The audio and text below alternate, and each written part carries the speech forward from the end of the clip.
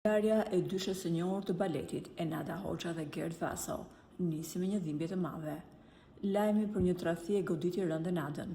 Burime pranë çiftit bën me dije se Enada u tradhtua nga njeriu që i besonte më së shumti, nga shoqja e saj e ngushtë.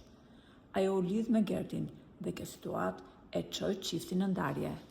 Enada nuk e ka fshehur kurrë vështirësinë e kësaj periudhe. Ajo ka folur publikisht për gabimet dhe plagët që la pas ky proces.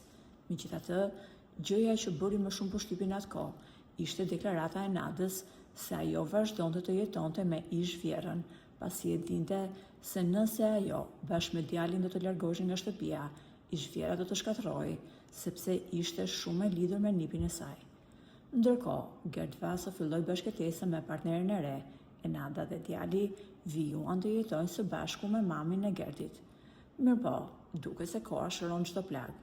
3 vite pas ndarjes, çifti është fotografuar së bashku në aeroport, duke udhëtuar drejt Madridit së bashku me djalin e tyre Roan. Ndonse zyrtarisht mund të jetë një udhëtim prindëror, mediat e roz shpresojnë se ky është hapi i parë drejt faljes. Pas 3 vitesh, distancë e reflektimi duket se çifti i janë rikthyer përsëri së bashku. Kjo tregon se kur baza është e fortë, dashuria e vërtet mund të triumfojë, madje edhe mbi shkënjimet më të mëdha. Kjo tregon se familjet janë më të mëdha se çdo individ që futet mes tyre për t'i ndarë.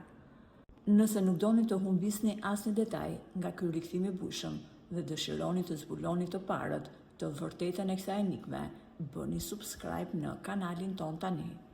Shtypni zilen për të njoftuar live për çdo zhvillim të ri ekskluziv nga jeta e yjeve tuaj të preferuar.